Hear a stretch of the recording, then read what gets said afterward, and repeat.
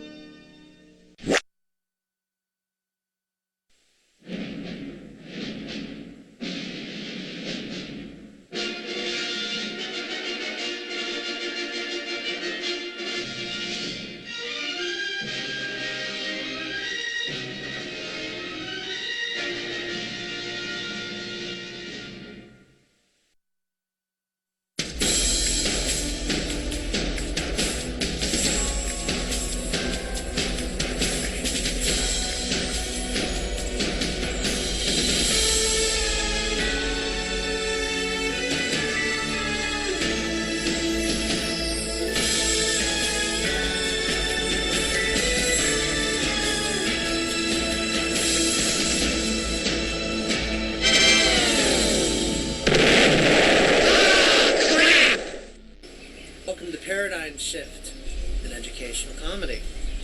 George Bush doesn't care about black people.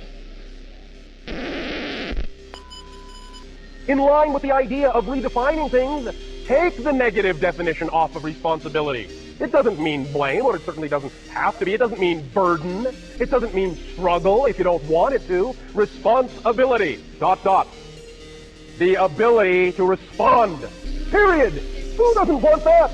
Who doesn't want the ability to respond to something, to be creative, to act? That's what responsibility is, your ability to respond instead of react to these ideas. So take responsibility, demand responsibility, insist on responsibility. Believe me, it's the most fun. Because when you take responsibility, you are at choice. You are self-empowered. You know you have the ability to choose. You are free to choose. That's freedom. That's self-empowerment. That is also effortless alignment with the unconditional love of the infinite. And by being yourself that way, that, as we have already illustrated, is how you perform the best service to everyone else. Because by being yourself, you then can share the gifts you have spontaneously, creatively, and thus everyone benefits by you just being you. But the idea is now to understand that you have a choice. You have come to a point in transition on your planet at this time where you realize that you can break the chain.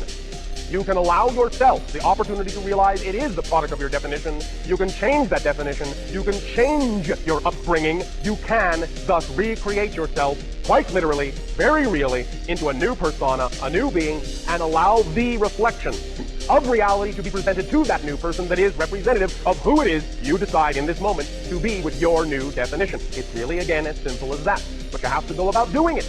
And it starts with redefining all the things that you were taught to define, re-examining, looking at everything and saying, does this definition work for me? Or what would I prefer as a new definition of this situation? Negative, positive, what do I prefer? Let's begin with a couple of examples so that you can understand exactly how this works. The idea to begin with perhaps would be the idea of habit. Something I can't seem to stop doing. No matter how hard I try, I just keep doing it over and over and over again. What's wrong with me? I can't stop. All right, fair enough. But you see, the only reason it seems to be so difficult is because of what you define a habit to be. If I may be so bold, I would like to take an opportunity now to share with you our definition of a habit. May I? Why, thank you so very much. Are you paying attention? All right. Are you having a good time? All right. Habit, as you say, ...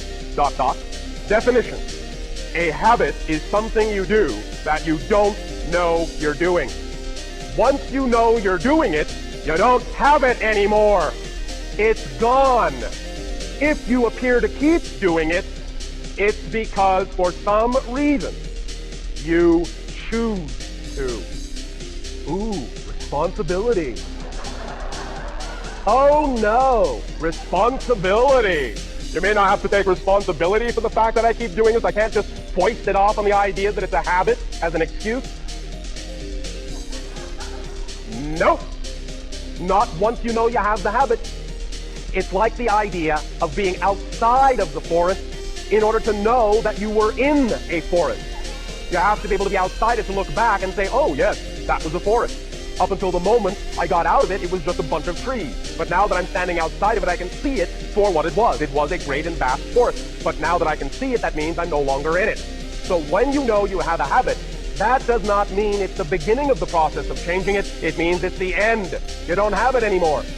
Now, if you keep appearing to do it, it's because you have a definition of a habit that says, this is difficult. Now that I'm aware of it, I have to go through some lengthy process full of struggle and effort in order to divest myself of this horribly difficult behavior pattern. I know this is just going to take years and years and years. Well, ask yourself at that moment, what would you be getting out of it to allow it to take so long? How is it serving you to procrastinate at knowing that you don't have it anymore? That's where responsibility comes in. Hello. I'm gonna do a challenge. It's a 30-day thing. It's called 30 questions that'll make you think, or something weird like that. The first question, though, is how old would you be if you didn't know how old you were? I think this question is kind of funny because I know that pretty much everyone that answers it is going to be like, well, I'm 18, but I think I act like I'm 27. Just because I think everyone wants to think they're more mature than they actually are, and a lot of people are.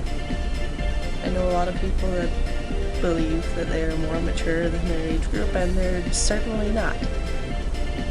Most of my age group, they're still in high school, and I'm still in high school technically, but I do online school.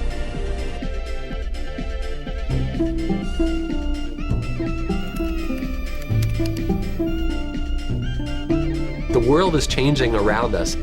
Online public schools represent an evolution in the way that education works that just makes sense for the 21st century. I taught in the Chicago Public Schools for 20 years, a principal in the Chicago Public Schools for 9 years, and I was also a principal in Chicago's South Suburban Districts for 3 years. I made a switch from traditional public education to online learning because I saw results. I saw the enthusiasm in children's faces. I saw the increase in test scores. I saw families getting actively involved. I saw parents learning while their children were learning. I just saw a blossoming of kids' excitement for education.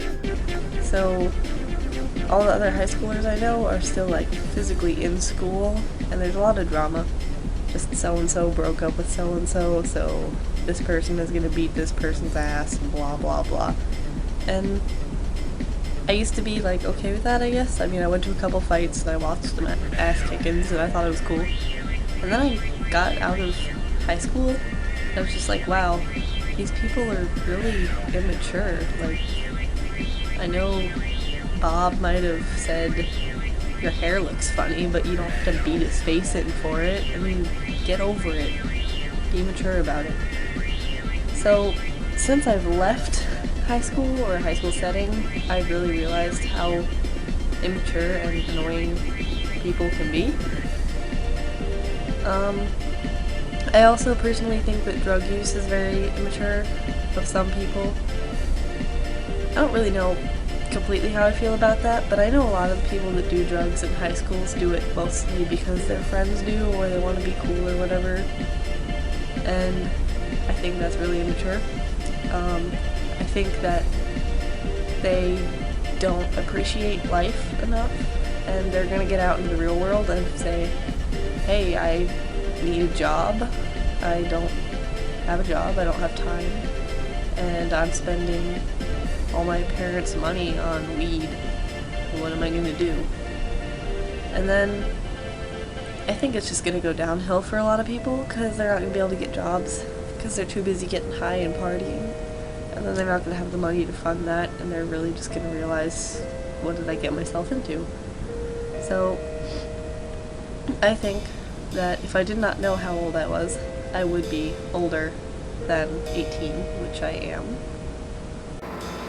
Kit Kit for the Win has a very good outlook, and most certainly she is heading in a very open-minded direction, a very independent direction, trying to see things objectively and as efficiently and productively as possible, and this in and of itself is a really good state of being to be in. She's not making herself into a victim, because as we know, the 3 stages of self-victimization are complaint, blame, and justification for remaining in circumstances that you dislike. Well, she stopped complaining, she stopped blaming, and she moved into new circumstances. She got out of the situation she didn't like, and I must say, homeschool for the fucking win. One of the greatest things that was ever invented. But let's paradigm shift here. Even though she's right about what she's saying, there are other perspectives in parallel, because truth is colored by perspective, and the more perspectives you can have under your belt, the better. So let's first take a look at the fact that, well, you might say, from a quantum physics or metaphysics point of view, that the one is all and the all is one. It kind of has to do with space-time existing all at one point in the multiverse and all that. But in a more simple format, we might phrase it as, it's time for human beings to take responsibility and stop passing the buck. It's time to end the blame game. We don't want to accept the understanding of taking responsibility for ourselves, for our actions. So there must be a group to which we can point a finger at and saying, look at what they're doing. Look at what they're doing to the population. This, that, vaccinations, war, etc., etc., etc. It is so easy to point fingers at people. It is so easy to just say, well, there's the NWO, there's the Illuminati, look what they've done to the planet, look at what they've done to the population, look at this, look at that. Do you realize that all 6.6 billion people on this planet let that happen? Do you realize that you are all co-creator for such events to take place? Do you realize that everything that we know of conspiracy, that everything we know of war, corruption, suffering, we've let it happen. We've pretty much given permission for ourselves to let all this take place. But yet we still point blame at the whole idea of the creation of that catalyst and saying, it's their fault. It's not mine. Not mine. You are participating in this system. You are participating in this reality. You are a human being on this planet. Every single form of action to which you may understand as conscious, subconscious, or unconscious exists because you are a part of this game. You are a part of this system. So it's always so easy in that idea of looking into the guilt of the past, of what you have done, or the fear of the future of what might be. But here we are missing the entire point of being in this experiment to begin with, which is being in the now. Because there is no conflict in the now moment. In this very moment, to what you're doing, to listening to me right now, there is no conflict. You're taking in, you're interfacing with this video.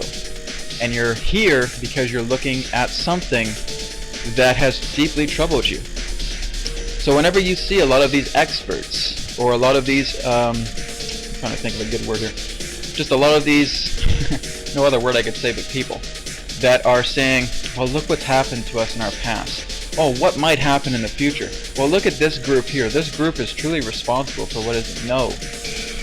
There is no one group that is responsible. There is no, even for the high elitists at the top of the pyramid, they're at the top of the pyramid because we have allowed them to be there.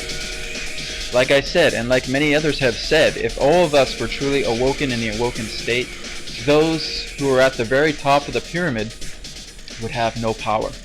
We have given them that power. So when we always say that all these conspiracies, or all these forms of suffering, or all these same forms of chaos have taken place, all of us have done it.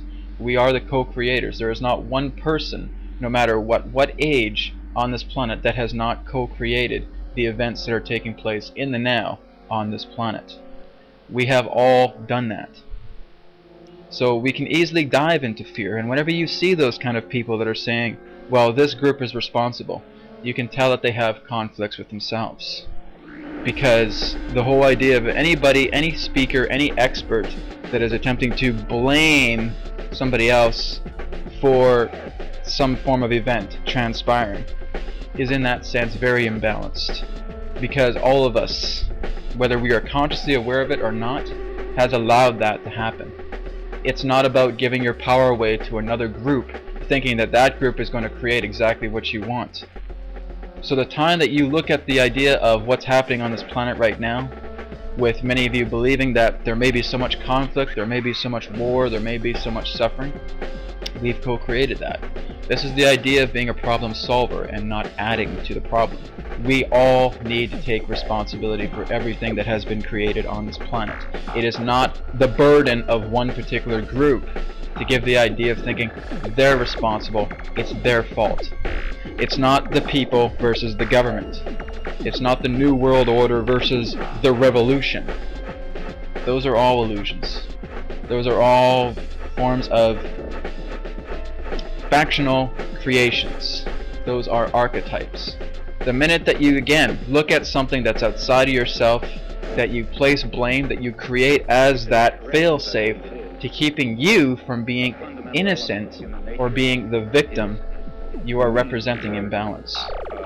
So this is something that I just see constantly with so many people, and even experts in their field. I see this all the time. It's that other group's fault. It's all their fault. They're holding back information, or they're going to do this, or they're going to do that. That just greatly represents imbalance.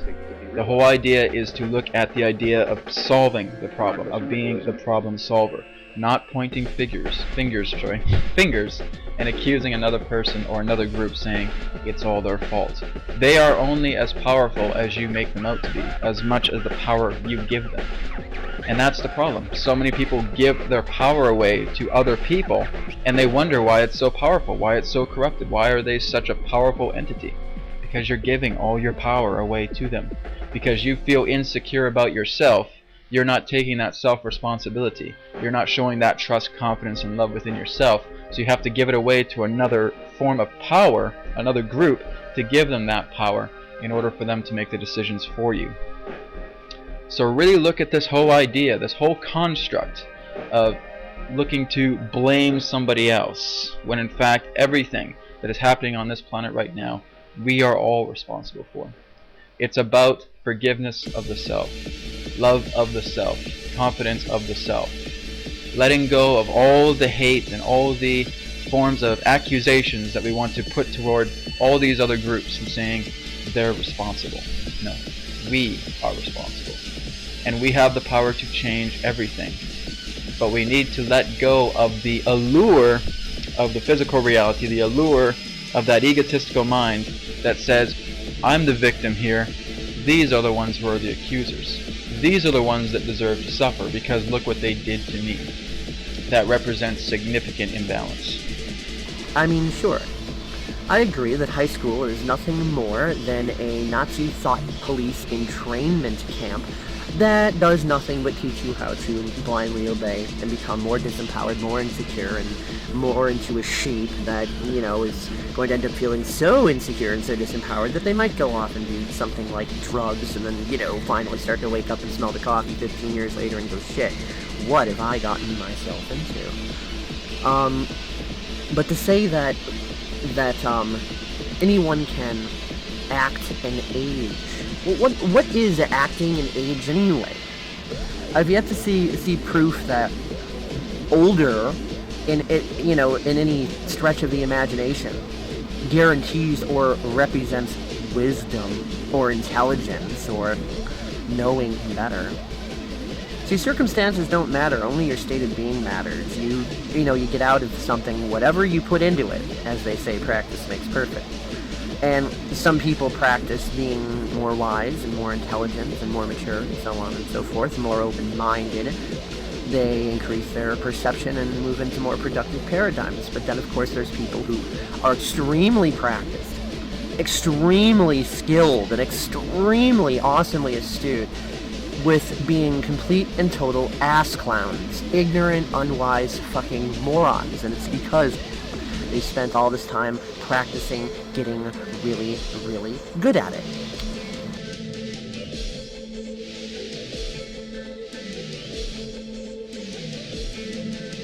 Your physical reality will mirror that changeability. Become easier to transform from one kind of reflection to another. Now, very important, very important, very important. This is where physical mind, once again, can sometimes get caught up in its own sense of control. And that is that when we talked about the idea, what you put out is what you get back, the physical mind, because, again, of how it looks at physical reality being the only thing there is, will assume that if it doesn't see an exact one-to-one reflection in the circumstances that surround you with what it is you believe you're giving off, you will think that something has failed. Again, I remind you, this is where you get caught in your own paradoxical trap. Even though it is true that what you put out is what you get back, and that by being in a certain state of being, that will determine what the circumstances around you are, the first stage of that, the first manifestation of that will be usually, especially in your world of space and time, usually the first reflection will look the same as it used to. Because this gives you an opportunity to reinforce the state of being by responding to the circumstances that look the same differently than you did before. And that is where you then allow the circumstances to truly reflect that you have changed and demonstrate that you truly have changed by responding to the circumstances differently, even if they look the same as they used to. That's how it works. So the first reflection will usually be an echo of how it used to look. You must not respond to the echo as if that's the representation of your new state. You must respond to it, in a sense, as if you know it's just an echo, and that what you're putting out now, the new response to the old circumstances, that will solidify the vibration of your preferred state of being and truly allow the circumstances to change themselves and take their cue from the new vibration you're putting out, which is the absolute certainty that you are different.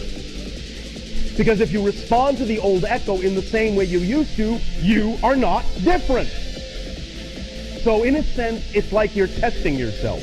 It's like you're giving yourself an opportunity to decide whether you really do want the circumstances to change by first presenting yourself very often with the same set of circumstances to see if you respond differently to them, making a clear commitment that you have, in fact, vibrationally changed your state of being. Once you have then done that and respond differently to the same set of circumstances, then you have established that you truly have changed, and then the circumstances can reflect that change.